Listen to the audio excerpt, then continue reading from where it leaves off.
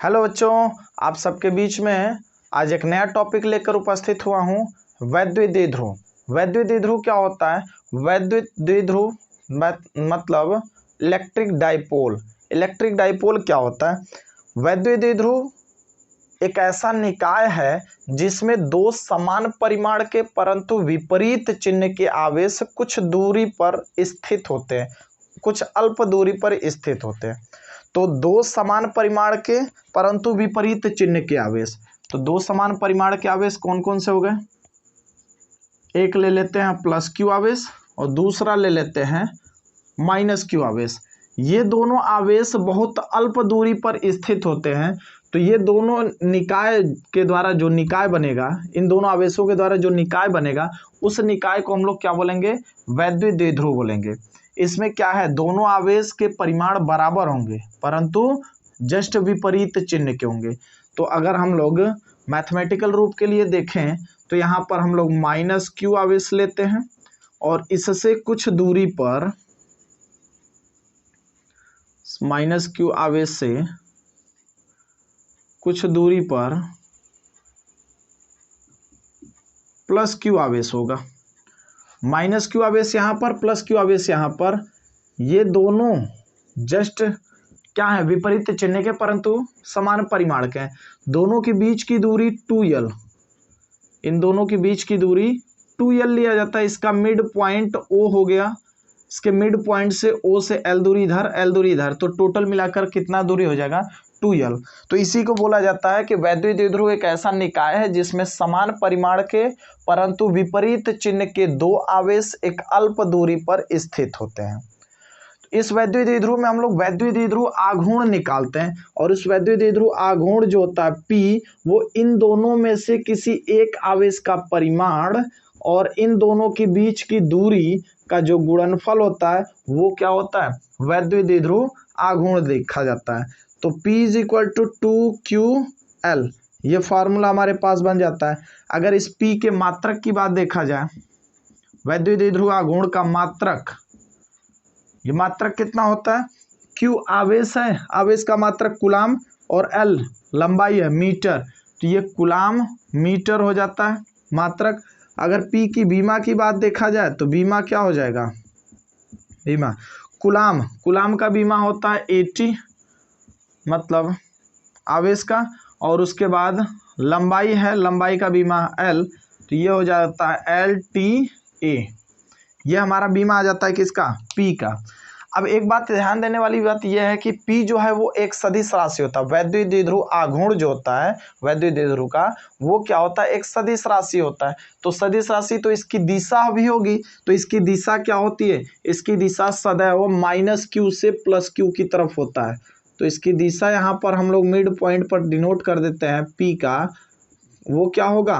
Minus Q से plus Q की तरफ होता है, इसका डायरेक्शन सदैव। तो ये हमारा वैद्युत द्विध्रुव मिल गया। वैद्युत द्विध्रुव का आघूर्ण देख लिए। वैद्युत द्विध्रुव का आघूर्ण का मात्रक कूलाम मीटर हो जाएगा और वैद्युत द्विध्रुव के आघूर्ण का बीमा जो हो जाएगा वो LTA के बराबर मिल जाएगा।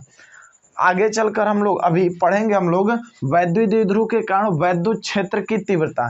तो वैद्युत द्विध्रुव के कारण जो वैद्युत क्षेत्र की तीव्रता होगा वो 3 हेडिंग हम लोग उसमें पढ़ेंगे। पहला हेडिंग होगा वैद्युत द्विध्रुव के कारण वैद्युत क्षेत्र की तीव्रता अक्षीय स्थिति में।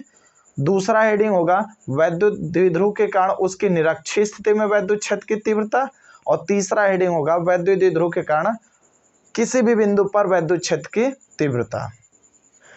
तो आइए अब हम लोग बात करते हैं वैद्युत द्विध्रुव के कारण उसकी अक्षीय स्थिति में वैद्युत क्षेत्र की तीव्रता। तो वैद्युत द्विध्रुव हम लोग ले लेते हैं। वैद्युत द्विध्रुव के कारण उसकी अक्षीय स्थिति में वैद्युत क्षेत्र की तीव्रता कितनी होगी? तो उसके लिए हम लोग करते क्या है कि हमारे पास ये वैद्युत द्विध्रुव है AB।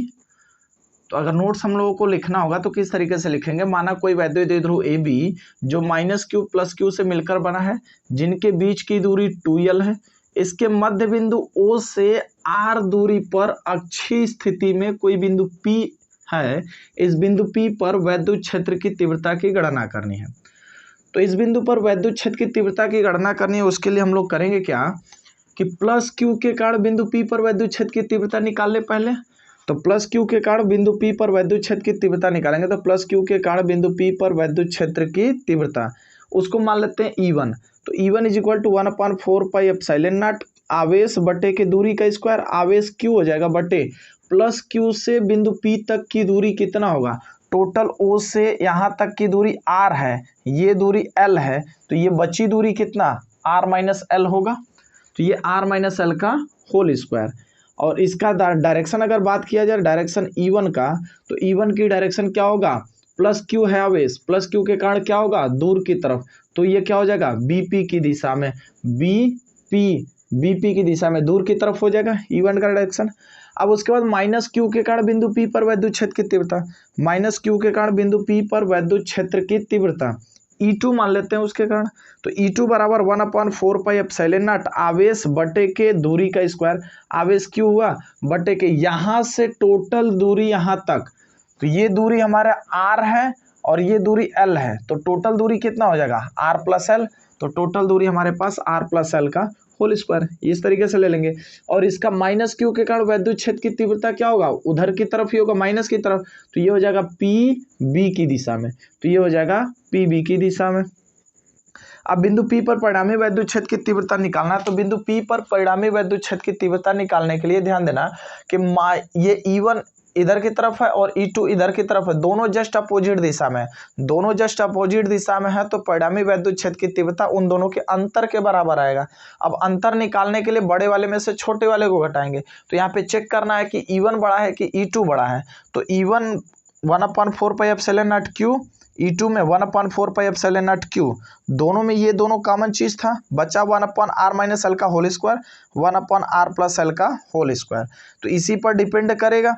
तो ये r माइनस एल छोटा हुआ, r प्लस एल बड़ा हुआ, तो ये जो छोटा हुआ वो डिनोमिनेटर में है, हर में है, तो जब भी किसी के हर में छोटी क्वांटिटी होती हो तो वो टोटल क्वांटिटी क्या हो जाती है, बड़ी हो जाती है।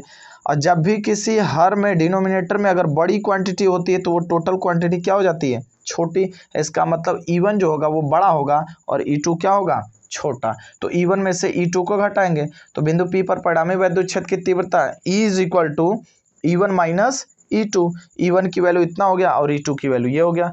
अब इन दोनों में से 1/4 pi epsilon not Q common था, उसको कॉमन ले लिए, तो Q/4 pi epsilon not common हो गया, बच्चा 1 पहले वाला R माइनस एल का होल स्क्वायर माइनस दूसरा वाला क्या होगा R प्लस एल का होल स्क्वायर, ये बच्चा।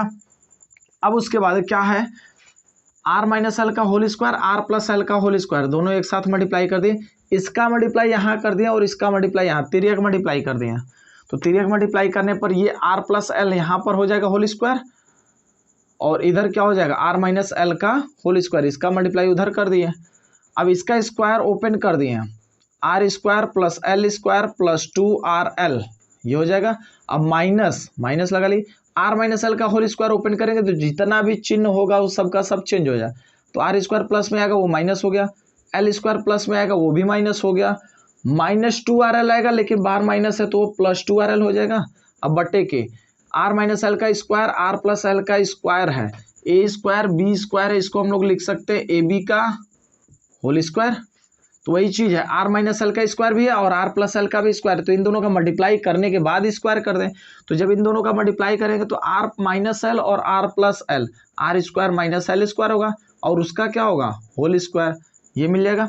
अब उसके बाद R स्क्वायर से R square cancel, L square से L square cancel, 2RL plus 2RL is equal to 4RL, ये मिल गया, ये 4RL हो गया। अब इस Q को अंदर इंटर करा देते हैं, तो जब इंटर कराएंगे तो इसको कुछ सिस्टमेटिक ढंग से लिखें, तो 2 इंटू 2QL इंटू R, 2 दूना के 4, R तो वैसे ही है और L भी वैसे, Q भी इधर वैसे ही, ठीक सेम चीजें हो गया। अब बटे के R square minus L square का होल स्क्वायर। अब इधर हम बात करते हैं 2QL जो होता है वैद्युत द्विध्रुव का आघूर्ण P के बराबर होता है, तो 2QL के प्लेस पर हमारा हो गया P, तो 2PR upon R square minus L square का होल स्क्वायर। अब यहाँ पे एक चीज हम लोग माने कि यदि R is greater than L, मतलब कि मध्य बिंदु O से निरक्षीय अक्षीय स्थिति में जो बिंदु P है वो R दूरी पर था, अगर ये दूरी इसके वैद्युत द्विध्रुव की आधी दूरी से बहुत ज्यादा अधिक हो तो बहुत ज़्यादा अधिक होगा तो आर स्क्वायर जो होगा वो एल स्क्वायर के सापेक्ष और भी अधिक हो जाएगा। इसका मतलब एल स्क्वायर को आर स्क्वायर के सापेक्ष नगण्य मान सकते हैं। तो जहाँ कहीं भी आर स्क्वायर के साथ एल स्क्वायर को घटाया गया वो क्या होगा, नगण्य मान लिया जाएगा। तो इसको नेग्लेक्ट कर देंगे तो आर स्क्वायर और उसके पावर 2, तो आर टू द पावर 4 बन जाएगा। तो 1/4 पाई एप्सिलॉन ना 2p r बटे r टू द पावर 4। एक r से यहाँ और एक r ये कैंसिल हो जाएगा, आर क्यूब नीचे बचेगा r टू द पावर 3। तो ये हमारे पास E is equal to 1/4 pi epsilon ना 2p अपॉन r क्यूब, ये हो जाएगा। अगर इसकी दिशा की बात किया जाए, जो परिणामी वैद्युत क्षेत्र की तीव्रता आया है, इसकी दिशा की बात की जाए तो दिशा किधर की तरफ होगा। हम क्या किए हैं, E1 में से E2 को घटाएं, इसका मतलब E1 बड़ा होगा और E2 क्या होगा, छोटा। तो जो परिणामी वैद्युत क्षेत्र की तीव्रता आएगा वो क्या होगा, E1 की तरफ ही होगा। तो vector E is equal to इधर की तरफ, कौन सी दिशा हुआ, BP दिशा में, दूर की तरफ। यहाँ पे दिशा क्या लिख दी गया, BP की दिशा में। तो ये हमारा परिणामी वैद्युत क्षेत्र की तीव्रता की दिशा हो गया। तो कभी भी अगर वैद्युत द्विध्रुव के कारण उसके अक्षीय स्थिति में वैद्युत क्षेत्र की तीव्रता पूछा जाए तो E is equal to 1/4 pi epsilon naught 2p upon r cube के बराबर लिया जाता है। तो बाकी इस वीडियो में यहीं तक, बाकी आगे हम लोग नेक्स्ट वीडियो में मिलेंगे वैद्युत द्विध्रुव के कारण उसके निरक्षीय स्थिति में वैद्युत क्षेत्र की तीव्रता निकालने के लिए। इससे पहले अगर आप लोग इस चैनल पर नए हैं तो हमारे इस चैनल फिजिक्स साइकिल को सब्सक्राइब कर सकते हैं। इससे होगा क्या कि हम जितनी भी फिजिक्स की वीडियो अपलोड करते रहेंगे इससे आप लोग आसानी से पढ़ सकते हैं। धन्यवाद।